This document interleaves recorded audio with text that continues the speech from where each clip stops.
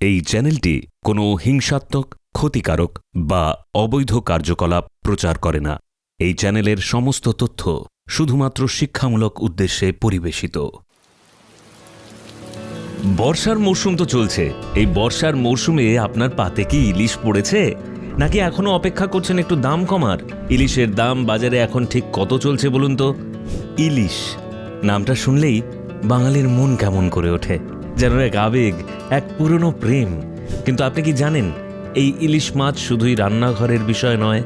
আপনি তো ইলিশ মাছ খেতে ভালোবাসেন, কিন্তু আপনি কি জানেন ইলিশ মাছের বৈশিষ্ট্য কি? বাঙালদের সাথে ইলিশ মাছ জড়িত কেন? কত রকমের ইলিশ মাছ হয়? ইলিশের ডিম খেলে কি হয়? ইলিশ মাছ তো আপনার ভালোবাসা, কিন্তু আপনি কি জানেন এই সুস্বাদু ইলিশ মাছেরা কি খায়?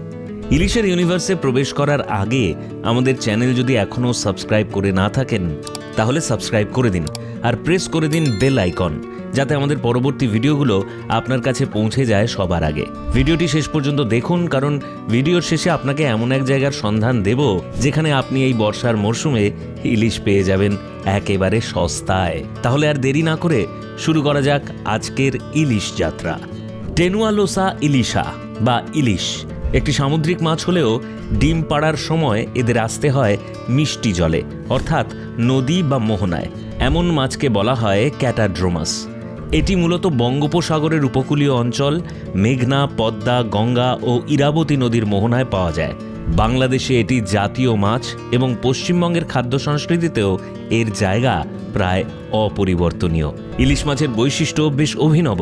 এর শরীর রূপালী, মাথা সরু ও তীক্ষ্ণ, লেজ গোল এবং শরীর পিচ্ছিল। শরীর জুড়ে অসংখ্য ঝকঝকে আঁশ, যেন সোনা রূপার মিশেল।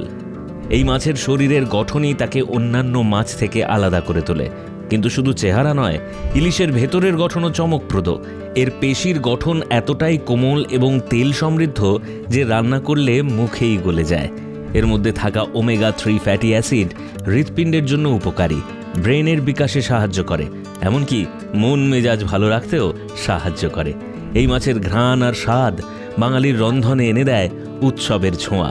কেউ বলে সর্ষে ইলিশ, কেউ বলে দই ইলিশ, কেউ বা আবার শুধু ভাজা ইলিশে খুঁজে পায় স্বর্গীয় তৃপ্তি। কিন্তু আপনি জানেন কি, এক সময় বাঙালিরা ইলিশ খাওয়াকে তেমন সম্মান দিত না। ইলিশ ধরা পড়তো নদীর মোহনায় আর সেটি বিক্রি হতো সস্তায়। অনেক সময় বাজারে দাম না থাকায় এই মাছ নাকি খেয়ে ফেলতেন জেলেরা নিজেরাই।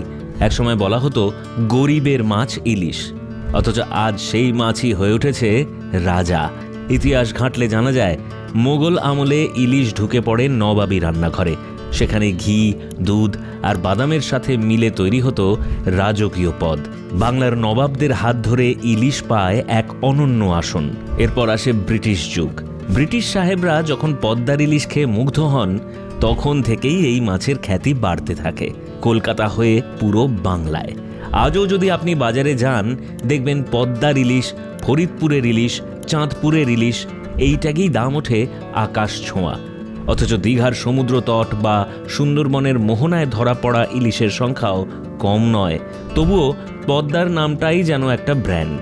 কিন্তু এই মাছের ইতিহাস আর স্বাদের মধ্যে আছে কিছু বিভাজন।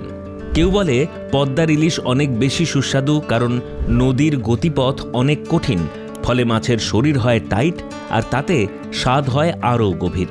কেউ বলে মেঘনার ইলিশ নরম এবং ঝোলের জন্য উপযুক্ত। আবার কেউ কেউ বলে সাগরের ইলিশ বড় হলেও স্বাদে কিছুটা কম। তাহলে প্রশ্ন আসে, ইলিশ কয় প্রকার? উত্তরটা একটু জটিল। বিজ্ঞানীরা সাধারণত একটি প্রজাতিকেই স্বীকৃতি দেন, টেনুলোসা ইলিশা। কিন্তু নদী ও এলাকার ভিত্তিতে লোকমুখে ইলিশের বহু প্রকার ভেদ আছে।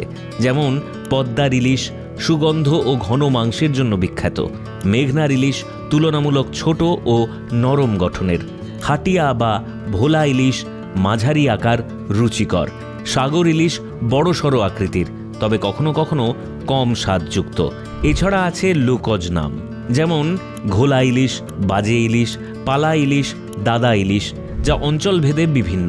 এবার আসা যাক একটি অদ্ভুত প্রশ্নে, ইলিশ মাছ কি খায়? ইলিশ কিন্তু কোনো কেঁচো, মাছের ডিম বা ছোট মাছ খায় না, বরং তারা ফিল্টার ফিডার, অর্থাৎ জলে থাকা প্ল্যাঙ্কটন, শৈবালজাত ক্ষুদ্র উদ্ভিদই এদের প্রধান খাদ্য। জলের মধ্যে মুখ খুলে এরা জল টেনে নেয় এবং গিল রেক দ্বারা সেই জল থেকে খাওয়ার উপযোগী বস্তু বের করে নেয়। এর খাদ্য তালিকা সম্পূর্ণ নিরীহ, কিন্তু ডিম পাড়ার সময় উপবাস করে নদীর দিকে চলার যে ক্ষমতা, তা এক বিস্ময়। এই সময় ইলিশ মাছের শরীরে ঘটে এক বিপুল জৈবিক বিপ্লব। সাগরের লবণাক্ত জল ছেড়ে তারা পাড়ি জমায় মিষ্টি জলের নদীতে।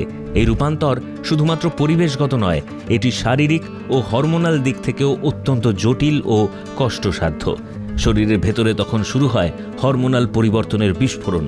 ইলিশের শরীরের লবণ ও জলের সহনশীলতা ধীরে ধীরে বদলাতে শুরু করে। কিডনির কার্যক্রম বদলে যায়, রক্তে ইলেকট্রোলাইটের ভারসাম্য নতুনভাবে স্থাপন হয় এবং একই সঙ্গে শুরু হয় ডিম পাড়ার প্রস্তুতি। এই সময় মাছের খিদে প্রায় সম্পূর্ণরূপে বন্ধ হয়ে যায়।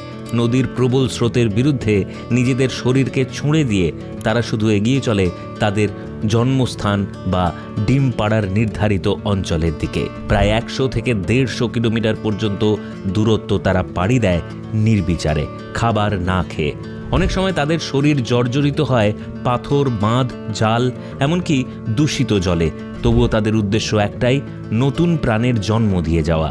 এই যাত্রায় অনেক ইলিশ মাঝপথেই মৃত্যুবরণ করে। কেউ নদীর প্রবল স্রোতে ভেসে যায়, কেউ বাঁধে আটকে পড়ে, কেউ আবার জেলে কিংবা দূষণের কবলে পড়ে প্রাণ হারায়। তারপরও এই আত্মোৎসর্গের মধ্য দিয়েই তৈরি হয় ভবিষ্যতের প্রজন্ম। এক একটি ইলিশ ডিম দিতে পারে প্রায় 20 থেকে 30 লক্ষ পর্যন্ত। তবে এর মধ্যে প্রকৃত পরিবেশে টিকে থাকে মাত্র কয়েক হাজার। বাকি ডিম নষ্ট হয়, শিকার হয় পাখি, কাঁকড়া কিংবা জলজ শত্রুদের দ্বারা। এই ডিমই আবার একটা বিশেষ আকর্ষণ। ইলিশের ডিম শুধুই খেতে নয়, স্বাস্থ্য উপকারিতার দিক থেকেও অসাধারণ। এতে রয়েছে omega 3, phosphorus, vitamin D, B12, zinc, protein, এমনকি ভালো কোলেস্টেরল। অনেক ডাক্তার বলেন এটি ব্রেনের বিকাশে সাহায্য করে, নার্ভকে শক্তিশালী করে এবং রক্তচাপ নিয়ন্ত্রণে রাখে। তবে যাদের কোলেস্টেরলের সমস্যা আছে তাদের ইলিশের ডিম খেতে গেলে চিকিৎসকের পরামর্শ নেওয়া উচিত। আরেকটি গুরুত্বপূর্ণ প্রশ্ন, আপনি কি জানেন পুরুষ ইলিশ আর নারী ইলিশের মধ্যে পার্থক্য কি? নারী ইলিশের পেট তুলনামূলকভাবে মোটা এবং ডিম ভরা অবস্থায় কিছুটা নরম হয়। আবার পুরুষ ইলিশের শরীর শক্ত, পেট একটু চাপ দিলে বেশি শব্দ হয়। অনেক জেলে বলেন পুরুষ ইলিশের স্বাদ বেশি ভালো, কারণ তার মাংসের গঠন টাইট এবং ঘন। আবার অনেক রাঁধুনি বলেন ডিম ভরা ইলিশই রান্নার জন্য উপযুক্ত। এই বিতর্ক আজও শেষ হয়নি। ইলিশ মাছ শুধু খাবার নয়, এটি একটি আবেগের বিষয়। দুর্গাপূজা ও জামাই ষষ্ঠীতে জামাইয়ের জন্য ইলিশ কেনা এক ঐতিহ্য। আবার পদ্মার ইলিশ যখন ঢাকা থেকে আসে কলকাতায়, তখন যেন দুই বাংলার মধ্যে এক সেতু বন্ধনের মতো কাজ করে। এমনকি ভারতের রাজনীতি বা কূটনৈতিক সম্পর্কেও ইলিশ এক শক্তিশালী সফট পাওয়ার হিসেবে ব্যবহৃত হয়েছে। ইলিশ মাছের জীবনচক্র চমকপ্রদ, কিন্তু পরিবেশ দূষণ, বাঁধ, নদী শুকিয়ে যাওয়া ও অতিরিক্ত মাছ ধরা, এসব কারণে ইলিশের সংখ্যা কমছে। বাংলাদেশ সরকার এর জন্য ইলিশ সংরক্ষণ সপ্তাহ পালন করে। ভারতে ওড়িশা, পশ্চিমবঙ্গেও ইলিশ ধরার সময়সীমা নির্ধারণ করা হয়েছে। ইলিশ মাছের ভবিষ্যৎ নির্ভর করছে আমাদের উপর। যদি আমরা এই মাছের জন্মস্থল, নদীর ধারা, প্রজননের সময়কাল সুরক্ষিত না রাখি, তাহলে হয়তো একদিন রূপকথার গল্পেই হারিয়ে যাবে এই রূপালী জাদু। শেষমেশ বলা যায়, ইলিশ শুধু একটি মাছ নয়, এটি বাঙালির সাংস্কৃতিক পরিচয়ের অংশ, একটি ভালোবাসা যা প্রজন্মের পর প্রজন্ম ধরে বহন করে চলেছে একটানা ঐতিহ্য। আপনি ইলিশ কিভাবে খেতে পছন্দ করেন? ভাজা, ভাপা, সর্ষে ইলিশ না দই ইলিশ? আপনার পছন্দ নিচে কমেন্টে জানাতে ভুলবেন না। ইলিশ প্রেমী দর্শকদের জন্য এবার সস্তায় এক ইলিশের বাজারের খোঁজ দিচ্ছি। এই বর্ষার মরশুমে আপনি যদি দীঘা বা ডায়মন্ড হারবারে যান, তাহলে খুব সস্তাতেই পেয়ে যেতে পারেন আপনার আমার সবার প্রিয় ইলিশ মাছ। ভিডিওটা দেখে যদি আপনার জিভে জল আসে, তাহলে লাইক করুন, শেয়ার করুন আপনার ইলিশ প্রেমী পেটুক বন্ধুদের সাথে। আর এখনও যদি আমাদের চ্যানেল সমৃদ্ধ বাংলা সাবস্ক্রাইব করা না থাকে, তো এক্ষুনি করুন আর প্রেস করে দিন বেল আইকন, যাতে আমাদের পরবর্তী ভিডিওগুলো আপনার কাছে পৌঁছে যায় সবার আগে।